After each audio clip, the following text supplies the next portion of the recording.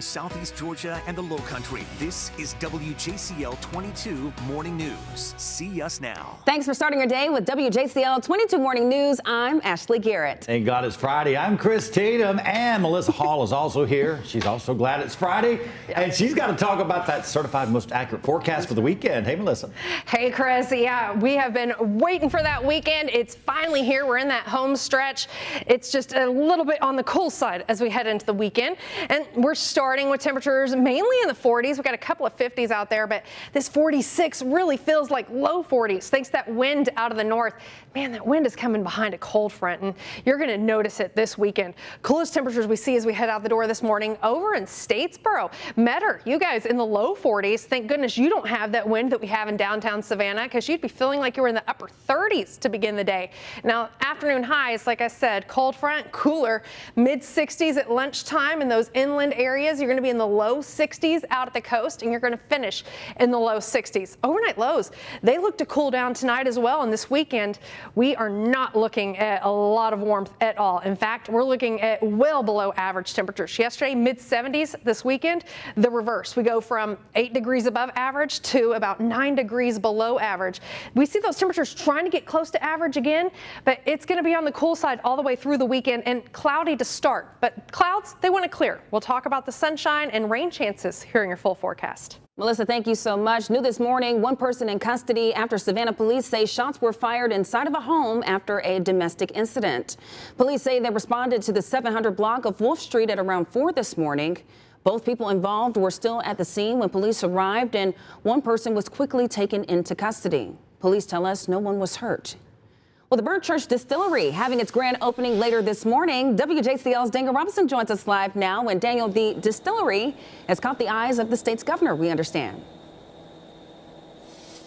Ashley, good morning. It has. Governor Henry McMaster will be touring the Burnt Church Distillery around 10 this morning. Now, McMaster has expressed excitement surrounding this new business since it started being built nearly 3 years ago. Now, go ahead and take a look at your screen there. Now, this is an inside look there at this new distillery that will be holding its grand opening today and tomorrow. Now, the Burnt Church Distillery will be serving up authentic Lowcountry spirits, as well as serving up a unique history lesson for customers.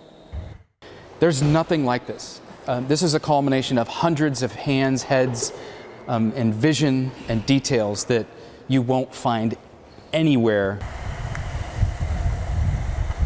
And coming up at 6:30, we will be hearing more about the Burnt Church Distillery as well as McMaster's visit to the Lowcountry. Ashley, back to you. Daniel, looking forward to those updates. Thank you so much for that report. So the folks at home, as you wake up this morning, we're about to share a story that might serve as a reminder to be careful what you wish for. Ooh, you're not kidding, Ashley. A North Carolina woman adopted as a baby wanted to find her birth family.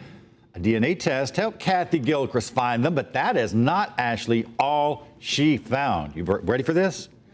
Turns out her biological dad is wanted for murder, accused of brutally killing, I might add, his wife and 3 children. Investigators say he's been on the run for decades. Well, Gilchrist will never forget the moment she learned about her father, nor will she forget her reaction.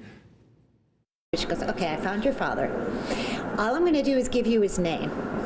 I said, well, is it someone famous? And she said, yeah. I just laughed. I laughed. We have a great sense of humor in my adoptive family. And I thought, of course my father's a murderer. Well, I don't know how to respond to that. Thanks. Actually, look at that look on your face, Right. too. Gilchrist now telling her story in a new book. It's titled, perhaps appropriately, It's in My Genes. Very interesting story, Chris. Thank you so much. Well, the Senate is working well into the night and into the morning, reading this massive COVID-19 relief bill. ABC's Ike Jachi is in Washington with the latest. 628 pages. The table of contents for this act is as follows. It's the length of President Biden's nearly $2 trillion COVID relief bill, and Republicans want to hear every single word that's written. Of each socially disadvantaged farmer. The move forcing senators to stay inside the Capitol for hours, a stalling tactic from Republicans who say the bill is too expensive. The real tragedy here is not Senate process. It's how ill-suited this bill is to what Americans need right now. But according to a recent Monmouth University poll, 62% of Americans are in favor of the $1.9 trillion relief package, compared to 34% of Americans who oppose it. The bill includes unemployment benefits of $400 a week. It also includes $160 billion for COVID testing and vaccinations, help for small businesses, and stimulus payouts of $1,400 for Americans earning up to $75,000 a year.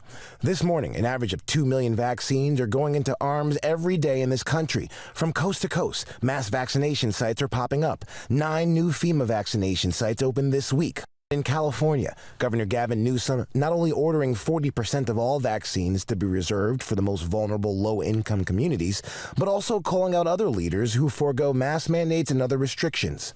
We are encouraging people basically to double down on mask wearing, particularly in light of all of what I would argue is bad information coming from at least 4 states in this country. Leaders like Texas Governor Greg Abbott, who doubled down on his decision to lift restrictions. Texans have mastered the safe strategies. They don't need an order from Austin, Texas telling them what to do. Now, Dr. Fauci says studies are being conducted on vaccinated people to find out which activities are safe and which restrictions could be lifted in the near future.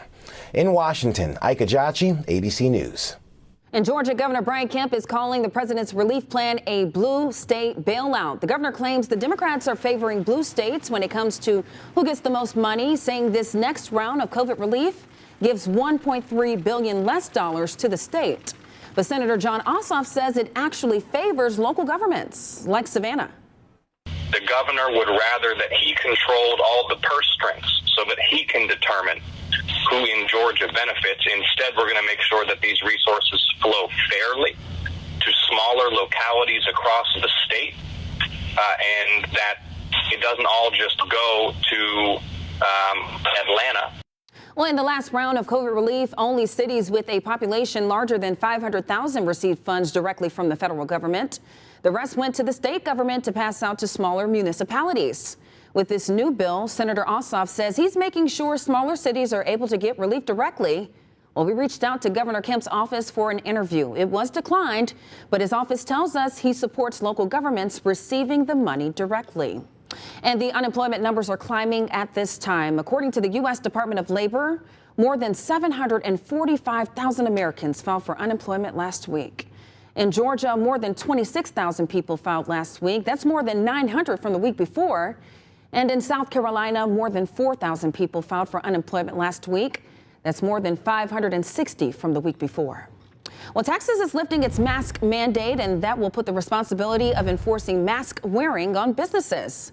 Governor Greg Abbott says the mandate is no longer needed because of lower positivity rates and vaccine rollout. But Texas still has one of the highest hospitalization rates in the country. Local leaders are sending out pleas for Texans to keep wearing their masks. Businesses are split on how they feel about it. Instead of being a real leader and uniting us and helping us get past this once and for all, he's created a vision. Do you think mask wearing has kept the pandemic from getting worse? No. Everybody that I know who's been sick, they wore their mask faithfully. Faithfully. I've never worn the mask. I don't have people come in my store wearing the mask. I'm not sick. Well, the Texas Restaurant Association is encouraging Texans to keep wearing a mask and to be patient. Dr. Anthony Fauci is criticizing states like Texas for quickly dropping health restrictions. He says it's dangerous and the numbers don't lie. You don't want to go from very stringent public health restrictions to just turning it off and say, that's it. Let just anybody do what they want. You particularly don't want to do that when you have a high level of community spread, which is what we have now, 60 to 70,000 new infections per day. Those numbers don't lie. So I want us all to start getting back to some degree of normality, but we want to do that gradually and not all of a sudden abruptly. Now, there's been a delay in the release of the new CDC guidelines for people who have been vaccinated against coronavirus. It's not clear when the much-awaited guidance will now become available. A Biden administration official says there's no threatening reason for the delay. And some Catholic bishops have strong thoughts about how the Johnson & Johnson vaccine is made because it's produced with aborted fetal cell lines. Several bishops, including some in Savannah, have released statements saying they have moral concerns about the Johnson & Johnson vaccine. This week, the Diocese of Savannah released his statement saying, in part, when ethically acceptable vaccines aren't available, it is okay to use COVID-19 vaccines that have used cell lines from aborted fetuses in their research and production process. But they also add if there's a choice, they'd prefer worshipers use the Pfizer or Moderna vaccine. And the trial for the former officer charged with the murder of George Floyd will be small in person, but it will be broadcast live when it starts next week. This is the Minnesota courtroom you see on your screen where Derek Chauvin will go on trial. Only one member of Floyd's family will be allowed to attend the high-profile murder trial because of COVID-19 pandemic restrictions. The same restriction applies to Chauvin's family. The trial is set to begin March 8th with jury selection. For the first time, one of New York Governor Andrew Cuomo's accusers is speaking on camera. 25-year-old former executive assistant Charlotte Bennett says Cuomo asked her questions about her sex life in his office.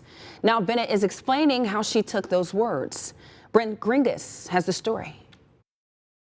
Charlotte Bennett is one of 3 women who have come forward with accusations of either sexual harassment or unwanted advances, like you said, against the governor. But she is the first person to come forward and actually tell her story in front of a camera, very vulnerable position. And she did that with CBS's Norah O'Donnell. I want you to hear some of it.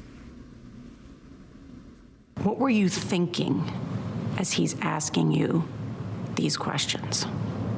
I thought, he's trying to sleep with me. The governor's trying to sleep with me. And I'm deeply uncomfortable, and I have to get out of this room as soon as possible. What made you think that he was trying to sleep with you? Without explicitly saying it, he implied to me that I was old enough for him and he was lonely. Cuomo is also facing sexual harassment claims from former aide Lindsey Boylan, while Anna Ruch says the governor made unwanted advances towards her at a wedding. The governor says he did not know his behavior made women uncomfortable and that he feels sorry and embarrassed.